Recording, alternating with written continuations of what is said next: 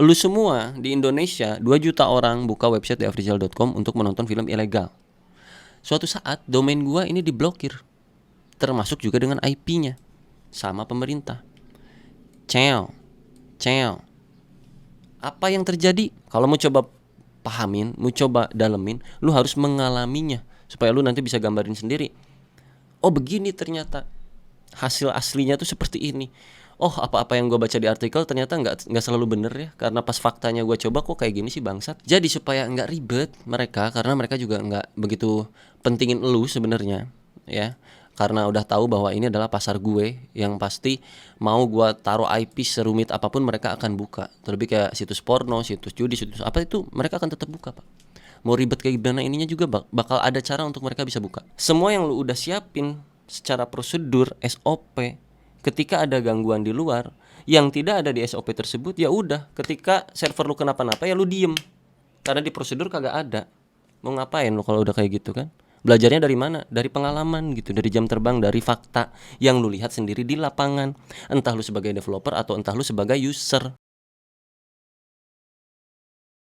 Selamat pagi, siang, sore, malam teman-teman semuanya. Anjay teman-teman. Jadi sekarang gua bakal coba apa ya, kayak seminar gitu ceritanya. Gua bakal ngejelasin ke beberapa teman gua yang belajar ke sini ke rumah gua untuk mendapatkan gambaran secara menyeluruh tentang front end, tentang full stack web development itu kayak gimana gitu. Karena jujur waktu pertama kali kita nongkrong dengan full stack gitu, bukan nongkrong dengan orang full stack ya, maksudnya nongkrong dengan teknologi tersebut, kita mau pelajarin itu pusing di awal pastinya. Tapi kalau kalian udah ngerti sebenarnya dalamannya kayak gimana, itu kayak ngoding tuh kayak udah biasa aja gitu, kayak jadi udah beres gitu. Walaupun banyak aspek di dalamnya yang memang kita harus pelajari banyak hal, tapi seenggaknya gue akan coba jelasin secara gambaran terluarnya untuk mainan full stack web development itu seperti apa. Gue akan coba jelasin lagi ya. Ini gue akan hapusin dulu karena tadi pun mereka juga cukup pusing gitu. Jadi harapannya dengan video ini, selain untuk gue bisa menebus dosa-dosa gue di zaman-zaman dulu ketika gue nakal misalnya gitu ya, dengan video ini dipublish ke YouTube tanpa ada sponsor video, sponsor iklan apapun kecuali iklan YouTube ya. Semoga bisa menebus dosa-dosa lama gue lah gitu ya, menjadi pahala. Amin amin amin. Ai jadi so suci gini gue. Ini gue hapus dulu. Kita akan pelajarin tentang full stack web developmentnya buat kalian yang belum pernah mainan atau mau mainan atau bahkan udah mainan tapi sebenarnya tidak tahu apa yang terjadi di layar sana, sebenarnya di belakang layar sana gitu ya. Kita pecah jadi dua untuk full stack web development. Yang pertama si kata-kata full stacknya ini sendiri, dan juga si web developmentnya ini sendiri. Gue akan coba interaktif dengan kalian. Jadi kalian coba jawab aja di dalam hati atau nyatat atau di mana serah lu. Kalau gue tanya web development, apa syarat untuk kita bisa mengembangkan sebuah web? Silahkan dijawab. Sederhananya ada 3 bagian penting pak. Ya, yang pertama dan yang kedua, ini yang ketiga. Ada yang udah tahu apa? HTML. HTML. Oke. Yang kedua apa? CSS. Yang ketiga, pasti kalian mikirnya JS. Tidak pak, nggak melulu kayak gitu. Beda, seminar gua mah beda ya. Web development disebut web development secara harfiah bahasanya adalah pengembangan web.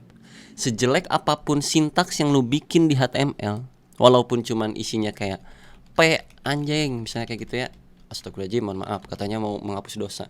Tapi kan anjing di sini kan maksudnya hewan, bukan apa-apa. Misalnya kayak gini doang, ini juga HTML, ya kan? HTML.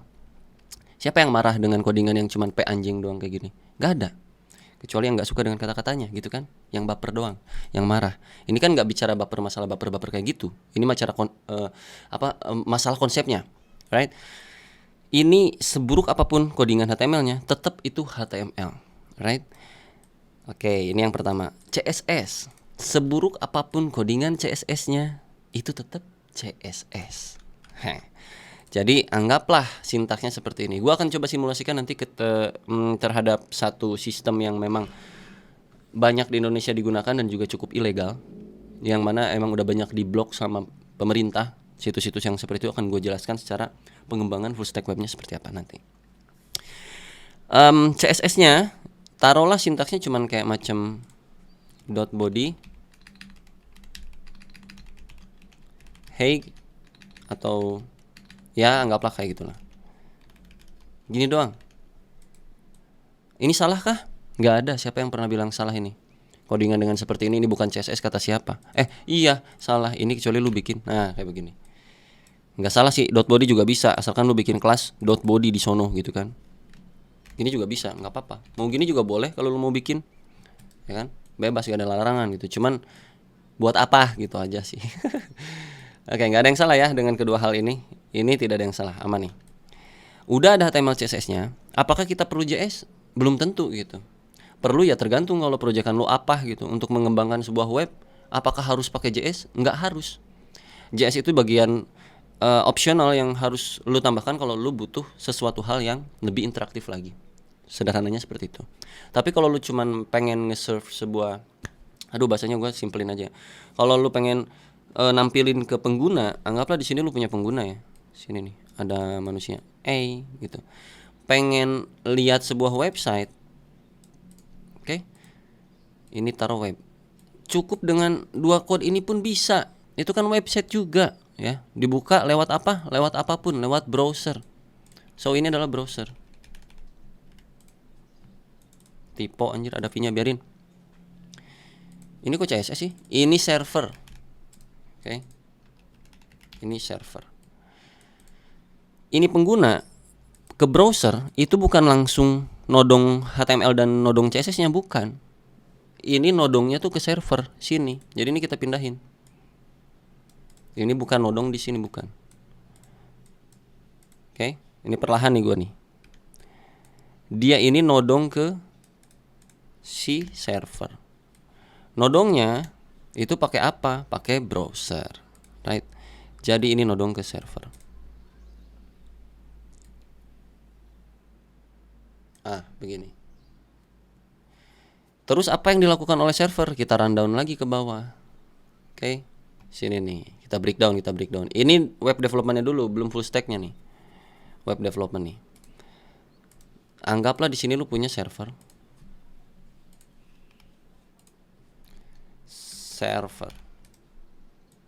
Server itu punya IP, Pak. Ya.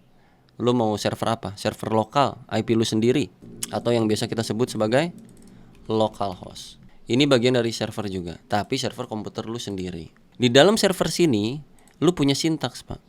Ini gue cabangin nih. Set. Sintaks HTML lu punya di dalam sini. Dan di sini ada CSS code-nya. Kok kecil sih? Nah. Begitu. Aduh, siapa? Di sini ada orang.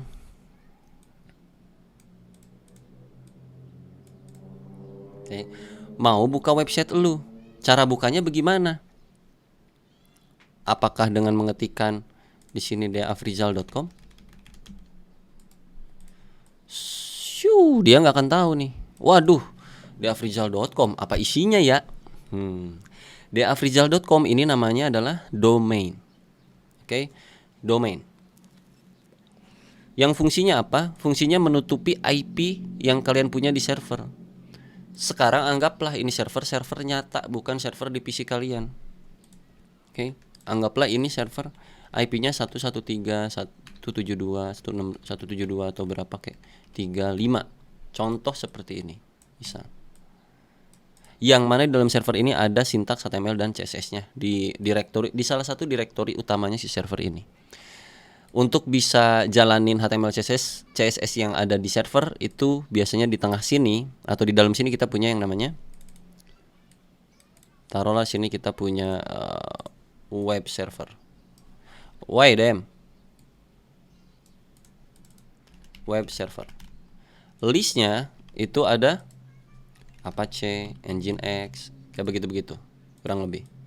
Apakah kita harus tahu yang beginian? Ya harus satu. Namanya juga programmer, apalagi kalau berjuang sendiri gitu, Pak. Ini salah satu contoh aja ya. Salah satu contoh. Ini berarti gua taruh sini. Kayak di dalam web servernya itu ada HTML plus ada CSS. Ini deafrizal.com belum ada apa-apanya. Gue baru beli domain doang namanya theafrizal.com, tapi nggak ada apa-apanya. Gue konekkan domain ini ke IP ini karena domain fungsinya untuk menutupi IP. Kalau lu misalkan pengen akses website gue, yang mana websitenya misalnya cuman kayak beginian doang nih, taruhlah cuman ada hello world misalnya gitu ya, sini hello world web, cuman gini doang misalnya nih. Ini lu bisa langsung tarik sini pak, teong gitu. Jadi user tuh buka 113.172.3.5. Di mana bukanya? Di browser. Begitu kurang lebih. Woi. Nah, begini. Apakah ini enak untuk dibaca? Lu harus ngafalin gitu. 137, 172 bla bla bla bla bla bla. Lu harus ngapalin angkanya supaya nggak ribet untuk ngasih ciri bahwa server yang ini milik siapa, apa nama servernya, atau bukan server lah, apa nama, ini kita ngobrolin web kan ya, apa nama webnya. Nama webnya adalah theafrizal.com. Maka server ini gua set up dengan domain yang udah gua beli. Ini hostingan nih disebutnya nih, biasanya kita nempelin ini di sebuah hostingan. Domain yang gua beli gua tempel sini, Tio, yang mana dia itu nggak perlu lagi akses ke sini, tapi langsung ke theafrizal.com gitu kurang lebih. Tapi itu nanti case-nya nanti dulu. Ada beberapa website yang sengaja nggak pakein domain karena boncos kalau pakai domain, karena kan itu harganya berbeda, ngeluarin cost lagi. Contoh apa? Website film-film ilegal, website porno, website judi, kayak gitu-gitu. Kenapa mereka tuh cuman pakai IP doang dan IP-nya bisa berubah-ubah gitu, supaya mereka nggak terlalu banyak ngeluarin biaya dan juga nggak terlalu capek setup. Setiap IP yang mereka keluarin lalu diblokir IP-nya sama pemerintah karena websitenya itu ilegal, mereka akan generate IP baru pak. Anggaplah seperti itu supaya nggak terlalu pusing. Mereka generate IP baru yang tadinya segini, ini sudah diblokir. Cheat, ketika user itu nonton ini udah nggak bisa lagi. Udah nggak bisa lagi karena udah diblokir. Mereka membuatlah satu IP baru dengan isian yang sama seperti ini. Makanya websitenya itu kagak rusak-rusak, masih sama saja seperti yang lalu. Filmnya juga masih ada, episodenya juga masih ada, akun lu juga masih ada. Lebih kayak gitu ya. Jadi ketika mereka generate IP baru, taruhlah di sini bukan 172 lagi, di sini jadi 122 misalnya gini. Lu nggak akan bisa nih kalau ke sini. Lu harus pindah arahnya ke sini. Tiu. Maka lu akan bisa browsingan lagi, memunculkan hal yang sama. Kalau misalkan gua tempelin ini di sini, theafrizal.com adalah situs ilegal. Tadinya sebelum ini diblok, lu semua masuk sini. Nah, domain ini kan menyembunyikan IP kita. Oke, IP-nya tadinya segini. Ini domainnya. Lu semua di Indonesia 2 juta orang buka website theafrizal.com untuk menonton film ilegal. Suatu saat domain gua ini diblokir, termasuk juga dengan IP-nya sama pemerintah. Ceo. Apa yang terjadi? Domainnya hangus. Gua harus beli lagi domain. Taruhlah di sini theafrizalversi2.com. Nah, sini gua udah punya nih, udah siap-siap nih beli domain. Ya, ini taruhlah harganya tuh 250.000. Oke, gua kaya ceritanya. Bro semua, ini kan IP udah berubah. Oke, bukan lagi segini karena udah terban, IP-nya udah nggak bisa ada diblokir. Digantilah sama gua IP-nya jadi taruh 133.6 atau 6.5 kayak begini. Lu nggak akan bisa lagi ke theafrizal.com karena sudah nggak ada domainnya. Lu harus kemana? Coba silakan ditebak. Ke sini, betul? Tapi apa yang terjadi ketika lu akses browsernya itu ngarahin ke theafrizalv2.com, itu yang terjadi adalah blank. Ada yang tahu kenapa blank? Padahal pemerintah belum tahu loh. Gue udah ngeluarin biaya 250.000 nih untuk theafrizal.v2.com tapi blank. Karena lu mesti setup lagi. Ini IP baru pak. Domain ini nggak ngenal IP yang baru atau bahkan IP yang lama. Karena kita mesti setup dulu. Ini udah ke ban, ini kita harus hapus nih. Kita awasin, masukin sini, kita setup baru. kita integrasiin domain baru dengan IP yang udah kita punya, IP yang baru, IP yang lama udah nggak bisa dipakai.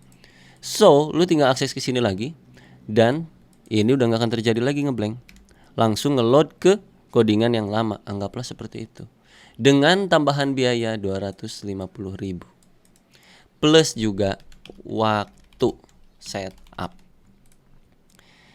Jadi, daripada mereka membuang waktu dan biaya untuk pengeluaran hal-hal yang males seperti ini, mereka hilangkan domain. Website-website ilegal seperti itu. Teo. Jadi semua mau mengakses websitenya itu, yang ilegal-ilegal itu, pakai IP-nya aja. Lo kalau butuh mah mau diapalin juga nggak masalah gitu kan. Tinggal di save aja di bookmark di browsernya atau di save di notepad di HP di mana gitu.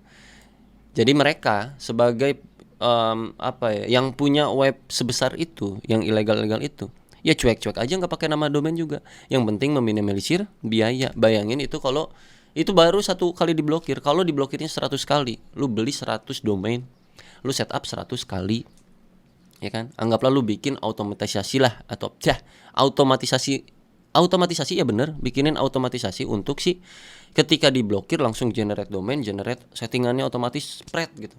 Tapi kan untuk bikin otomatisasinya itu butuh waktu juga. Sama-sama aja, butuh biaya juga. Ya jadi apa beda gitu, cuman memotong satu proses doang. Tapi tetap kita mesti ngimpact suatu hal dulu gitu di awal. Jadi supaya nggak ribet mereka, karena mereka juga nggak begitu pentingin elu sebenarnya, ya. Karena udah tahu bahwa ini adalah pasar gue yang pasti mau gue taruh IP serumit apapun mereka akan buka. Terlebih kayak situs porno, situs judi, situs apa itu mereka akan tetap buka, Pak. Mau ribet kayak gimana ininya juga bakal ada cara untuk mereka bisa buka. Ketika ini diblokir sama pemerintah, anggaplah seperti itu. Ciao. Lu kan pasti pas dibuka, alah sia boy kumaha ini gitu, udah nggak bisa lagi. Internet positif muncul di browsernya, ya kayak gitu kan. Internet positif nih nggak bisa lagi. Mereka ganti nih IP-nya. Jadi satu-satu. Apakah ngeluarin biaya? Enggak. Apakah setup lagi? Enggak. Biarkanlah user yang mencari. Nah, kok bisa ini ketika user cari usernya kok bisa tahu IP-nya berganti? Kok bisa? Nah, itu salah satu bagian dari search engine optimization. Yang ada di mana? Salah satunya ada di bagian sini. HTML. SEO. Jadi di HTML ini mereka sangat pandai bermain SEO-nya sehingga ketika user-user itu mencari film gratis, download film bioskop terbaru gratis di Google, let's say seperti itu. Download film gratis. Muncullah gitu. Muncullah ini.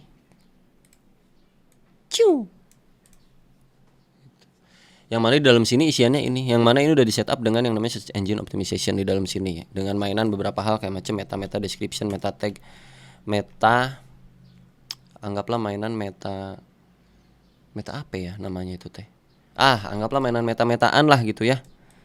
SEO meta, anggaplah seperti itu. Jadi apapun kata kunci yang dilakukan oleh si user, download film gratis lah, film bioskop terbaru, itu nanti bakal muncul dia ke browsernya nih. Pas diklik tek, yang muncul di Google adalah IP-nya. Lalu ke sini, ciung, munculin Hello World atau apa kayak gitu kan, website situs-situs aslinya. Nah, itu secara gambaran luar apa yang terjadi, interaksi antara pengguna website dengan pengembangan website salah satunya. Ini juga kan bagian dari pengembangan website. Salah satu strategi. Cuman secara teorinya gue nggak tahu ini strategi apa. Anggaplah strategi bodoh gitu aja ya, yang paling standar gitu kan. Karena kalau kita belajar pun gua sama dulu bikin web ya udah HTML CSS dulu, masukin gua beli server dulu, sewa. Terus gua nggak pakai domain lah, anggaplah seperti itu.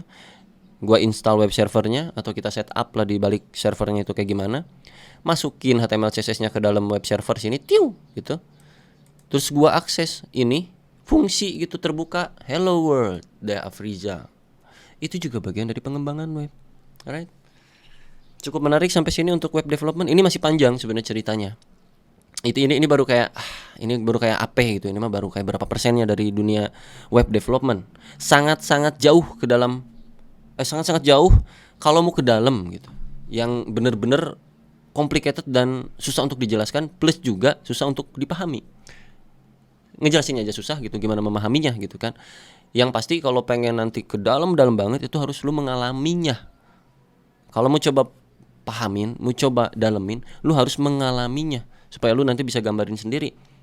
Oh begini ternyata hasil aslinya tuh seperti ini. Oh apa-apa yang gue baca di artikel ternyata nggak selalu bener ya, karena pas faktanya gue coba kok kayak gini sih bangsat, misalnya kayak gitu. Contoh nyatanya. Jadi kadang di dunia web itu nggak selalu semulus seperti apa yang ada di teori, Pak.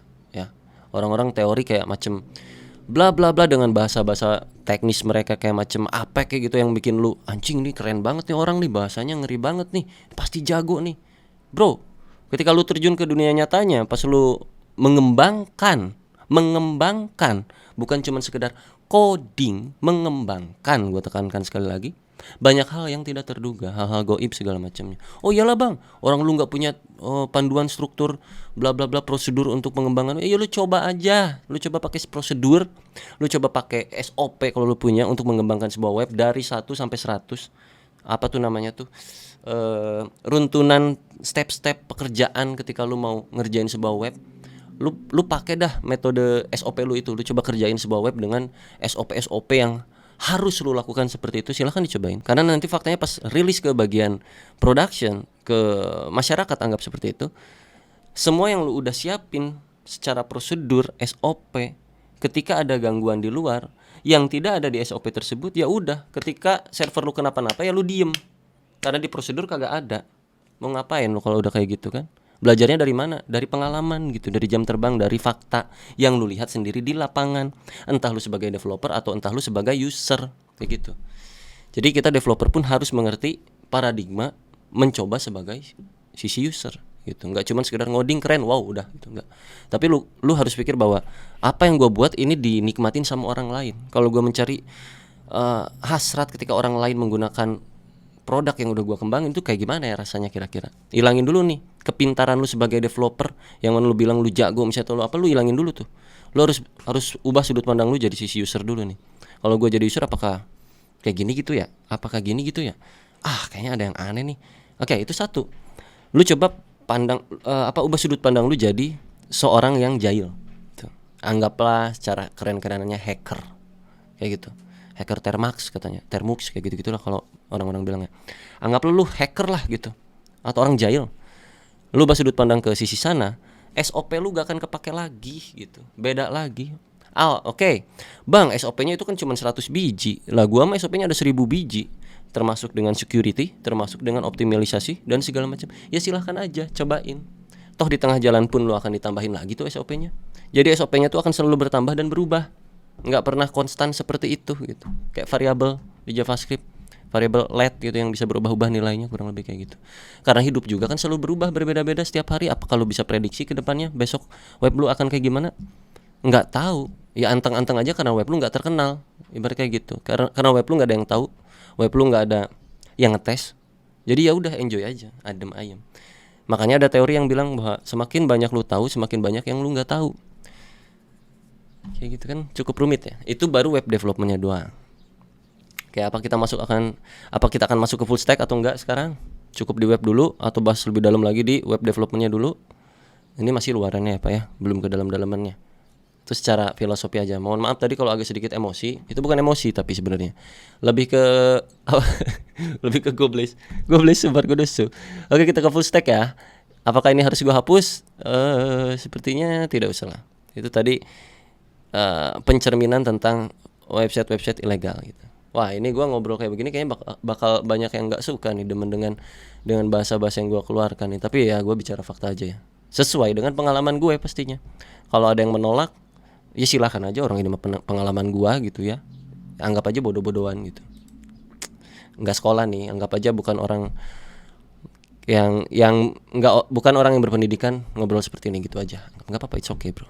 Yang penting gue menyebarkan bahwa faktanya itu banyak, beragam hal, nggak cuman A, B, C, D, nggak cuman kayak gitu. Itu intinya, sebenarnya itu intinya. Cuman dengan bahasa yang komat kamit seperti tadi, supaya kalian tahu bahwa ini loh perasaannya tuh ini loh gitu loh.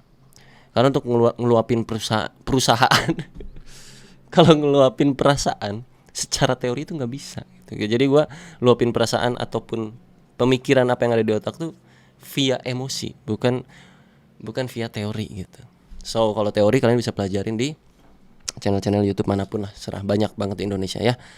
Secara teori dan fundamental apa yang dimaksud dengan A, B, C, D, F, G, bagaimana menghitung IP ini, apakah IP ini kelas C, kelas D, kelas A, kelas B, apa subnet mask dan segala macam yang begitu-begituan, apa itu web server segala macam, itu lu bisa dapetin di berbagai macam channel yang Indonesia ataupun yang luar negeri. Secara teori gue lebih ke pengen cerita aja proses pengalaman gue belajar coding yang gue tangkep gitu. Secara gambaran luarnya itu kalau kita ngobrolin web development versi De Afrizal itu seperti tadi Pak gitu. Versi De Afrizal, bukan versi lain-lain, bukan versi buku, bukan versi mana. Versi pengalaman hidup gue ketika gue pelajarin yang namanya web. Di awal memang terlihat cuman begini doang, tapi kalau gue rangkum sama beberapa tahun ya, ketika gue belajar dulu, itu tadi 5% yang bisa gue sampaikan gitu. Kalau 100% wah itu nongkrong aja di rumah lebih seru, asik ya. Full stack kayaknya kita akan lanjutin di video berikutnya aja. Di sini udah mau azan soalnya Pak. Gua nggak tahu nih bacot berapa lama nih. Cuma 25 menit lah. Ntar full stack lanjutnya nanti ya. Ntar kita bahas tentang full stacknya sendiri secara filosofi dan juga apa tuh ya, yang gitu-gituan lah kayak tadi lagi gitu. Kayak web development full stack. Oke. Udah. Gua nggak tahu lagi mau ngomong apa, nanti aja full stack. Biar gua cari ini dulu cari mood untuk ngobrolin full stack supaya gue bisa mengeluarkan kata-kata yang seharusnya tidak dikeluarkan, mungkin seperti itu. Kan banyak banget tuh yang suka nunggu gua blunder gitu kan. Oke, bye bye.